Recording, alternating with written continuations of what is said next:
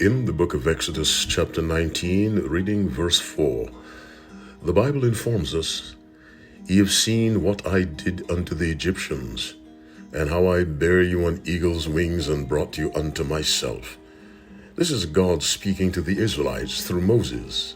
Listen to the words again. "Ye have seen what I did unto the Egyptians, and how I bare you on eagle's wings and brought you unto myself." The expression, "I bear you on eagle's wings," may be translated, "I carried you on eagle's wings," or "I lifted you." In other words, I lifted you up and I carried you from Egypt into the wilderness unto myself.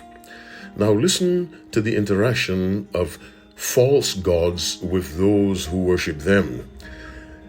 Jeremiah chapter 10, reading from verse 3. "For the customs of the people are vain.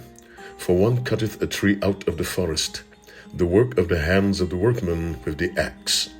They deck it with silver and with gold. They fasten it with nails and with hammers, that it move not. They are upright as the palm tree, but speak not. They must needs be borne, because they cannot go." Let me repeat that last statement.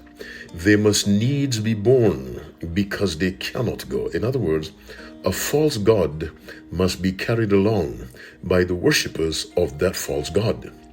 But the God of creation carries us, as we read in Exodus 19, verse 4, "I bare you on eagle's wings and brought you unto myself."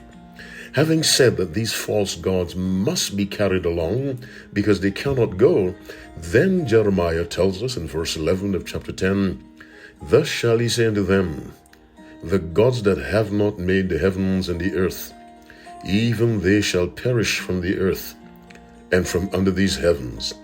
A fundamental difference between the God of creation and false gods is that God carries us, but the pagan worshiper, the heathen, carries his or her own God. And so the Bible says these false gods must be carried because they cannot go. But the God of heaven and earth, he carries us, he lifts us up, he bears us on eagle's wings.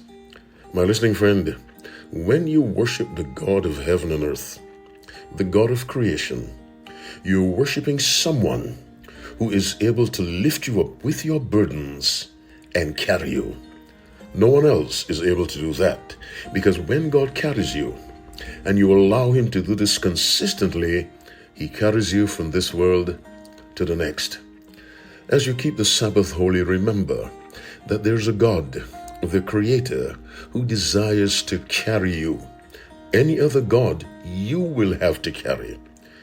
May you allow the God of heaven and earth, Jesus Christ himself, to carry you day by day, moment by moment, until that day when he ushers you into his kingdom. May the Lord bless you, doubly bless your children, as you keep the Sabbath holy in honor of a God who is able to carry you.